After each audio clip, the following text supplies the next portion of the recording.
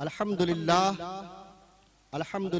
وکفا وسلام علی عبادہ الذین اصطفا اما بعد فاعوذ باللہ من الشیطان الرجیم بسم اللہ الرحمن الرحیم وَأَمَّا السَّائِلَ فَلَا تَنْهَرْ صدق اللہ مولانا العظیم وصدق رسولہ النبی الامین المتین المعین المبین الکریم وَنَحْنُ عَلَى ذَلِكَ لَمِنَ الشَّاهِدِينَ وَالشَّاكِرِينَ وَالذَّاكِرِينَ وَالْحَمْدُ لِلَّهِ رَبِّ الْعَالَمِينَ دل درد سے بسمل کی طرح لوٹ رہا ہو. سبحان اللہ بولیے نا. دل درد سے بسمل کی طرح لوٹ رہا ہو. یا رسول اللہ سینے پہ تسلی کو تیرا ہاتھ دھرا ہو. سینے پہ تسلی کو تیرا ہاتھ دھرا ہو. اور گر وقت اجل سر تیری چوکھٹ پہ جھکا ہو. گر وقت اجل سر تیری چوکھٹ پہ جھکا ہو. جتنی ہو قضا جتنی ہو قضا ایک ہی سجدے میں ادا ہو. جتنی ہو قضا ایک ہی سجدے میں ادا ہو. اور آتا ہے فقیروں پہ انہیں پیار کچھ ایسا. آتا ہے فقیروں پہ انہیں پیار کچھ ایسا. خود بھیک دے اور خود کہے منگتے کا بھلا ہو. خود بھیک دے اور خود کہے منگتے کا بھلا ہو. اور اعلیٰ حضرت عظیم البرکت کنز الکرامت جبل العلم والاستقامت شیخ الاسلام والمسلمین حجت اللہ فی الارضین امام احمد رضا خان فاضل بریلوی علیہ الرحمہ و رضوان ارشاد فرماتے ہیں اللہ کی سرتابہ قدم شان ہے یہ. اللہ کی سرتابہ قدم شان ہے یہ. انسان نہیں انسان وہ انسان ہے یہ. قرآن تو ایمان بتاتا ہے انہیں. ایمان یہ کہتا ہے میری جان ہے.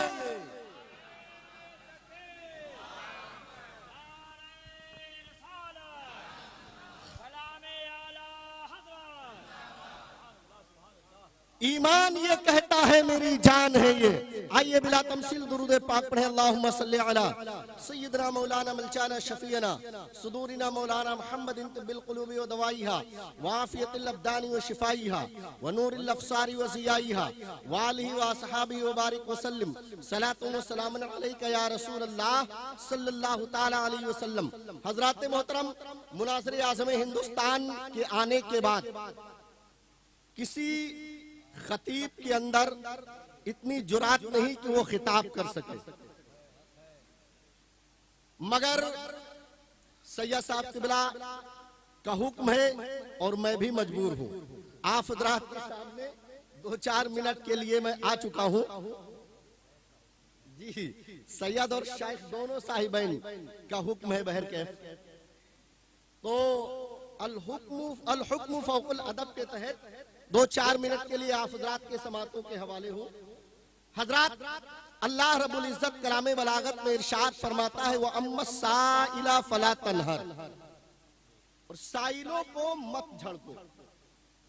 جو سائل ہوتے ہیں حقیقت میں جو مستحقین ہیں اگر وہ آپ کے پاس آئیں تو انہیں جس کہتے ہیں نا ہم جھڑک دیتے ہیں چلو یہ کرو وہ کرو اپنا کام کرو. حقیقت میں تو جوان آدمی کو بھیک دینا نہیں چاہیے. پیغمبر اسلام صلی اللہ تعالیٰ علیہ وسلم کے پاس ایک صحابی آئے عرض کے یا رسول اللہ میں غریب ہوں ضرورت مند ہوں میری آپ مدد فرما دیں. آقا کریم صلی اللہ تعالیٰ علیہ وسلم نے ان کے دونوں بازو کو پکڑا اور فرمایا تم تو مضبوط ہو آخر بھیک کیوں مانگ رہے ہو. کہا میں غریب ہوں. کہا بازار میں چلے جاؤ فلاں جگہ پر بیٹھ جاؤ. سرکار کے حکم کے مطابق وہ گئے بازار میں بیٹھ گئے. اور جب دن کا ایک حصہ پورا ہو گیا دوسرا شروع ہوا تو سامنے برابر میں جو ایک تاجر تھا غلہ بیچنے والا اس کے دکان پر گرہک زیادہ آ گئے. جب زیادہ گرہک آ گئے تو اس نے بلایا، کہا میری تھوڑی ہیلپ کر دو، مدد کر دو۔ وہ گئے، مدد کیا، یعنی وہ غلہ وزن کر کے صحابی رسول دینے لگے۔ تاجر اپنا حساب و کتاب کرنے لگا، پیسہ رکھنے لگا، تھوڑی دیر میں اس کا غلہ ختم ہو گیا تو سامنے والے دکاندار نے آواز دیا، میرے پاس آ جاؤ، تھوڑی میری ہیلپ کر دو۔ وہ سامنے گئے، اس کی بھی مدد کیا، اس کا بھی غلہ ختم ہو گیا۔ دونوں لوگوں نے ایک ایک دینار دیا، 2 دینار ملے۔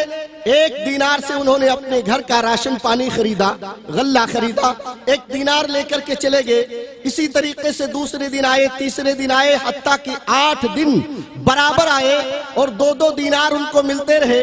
جب 8 دن پورے ہوئے اور 8 دن میں 2 دینار صرف ان کے اپنے گھر کے اہل و عیال کے ضروریات پر خرچ ہوئے۔ اب 16 دینار 8 دن میں ملے تو 14 دینار ان کے بچ گئے، 2 دینار ختم ہو گئے، خرچ ہو گئے۔ وہ 14 دینار لے کر مصطفیٰ جان رحمت صلی اللہ تعالیٰ علیہ وسلم کی بارگاہ میں پہنچے۔ عرض کیا، یا رسول اللہ 8 دن میں یہ 14 دینار، ہنر تو پیغمبر اسلام نے بتایا ہے۔ آپ جس امام اعظم کو مانتے ہیں، اگر آپ ان کی تاریخ پڑھیں، سیرت پڑھیں تو آپ کو کاروبار کا نظریہ ملے گا۔ لہٰذا بھیک مانگنا یہ بہت بری بات ہوتی ہے، مگر آپ کو میں بتانا چاہتا ہوں حضرات گرامی، کچھ لوگ بھیک مانگتے ہیں اپنے بچوں کے لیے، کچھ لوگ بھیک مانگتے ہیں اپنی شکم پروری کے لیے، کچھ لوگ بھیک مانگتے ہیں اپنی ضروریات کو پورا کرنے کے لیے، مگر آج میں آپ حضرات کے سامنے اپنا دست دراز کروں گا۔ آپ حضرات کے سامنے میں بھی بحیثیت سوالی ایک سوال کروں گا، وہ نہ اپنے بچوں کے لیے، نہ اپنے خاندان کے لیے، نہ اپنے اہل و عیال کے لیے، بلکہ آج میں آپ سے اگر گزارش کروں گا تو تحفظ ناموس رسالت، تحفظ ناموس رسالت کے لیے حضرات گرامی، حضرت صدیق اکبر رضی اللہ تعالیٰ عنہ کا ایک فرمان سنیے۔ بات کو بہت تیزی کے ساتھ میں سمیٹ رہا ہوں۔ حضرت صدیق اکبر رضی اللہ تعالیٰ عنہ فرماتے ہیں کہ جس نے میلاد رسول پر 1 درہم خرچ کیا، ابھی مولانا محمد علی مصباحی صاحب قبلہ بتا رہے تھے نا کہ جنت میں جانے کا پروانہ سرٹیفکیٹ کلمہ طیبہ ہے کہ نہیں؟ آپ لوگ جنت میں نہ جانا چاہتے ہیں؟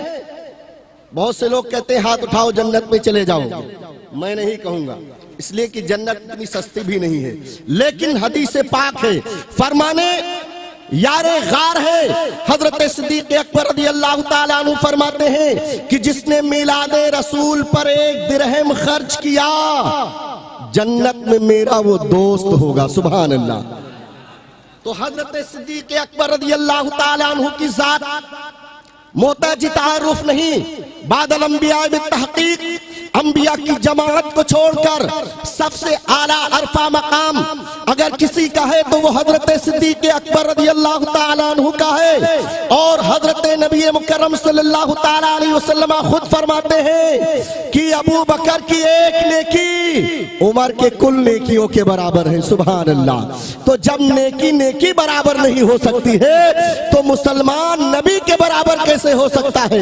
یقیناً یہ آپ کو دھوکہ دیا جا رہا ہے، آپ کو فریب دیا جا رہا ہے، آپ کو اندھیرے میں لے کے جایا جا رہا ہے۔ لہٰذا کسی کے بھڑکاوے میں مت آئیے۔ مناظر اعظم ہندوستان ابھی کلائی کھولیں گے، پردے اٹھائیں گے اور نقاب کو چاک کریں گے، آئینہ دکھائیں گے، صحیح چہرہ آپ کے سامنے لا کر کے رکھیں گے۔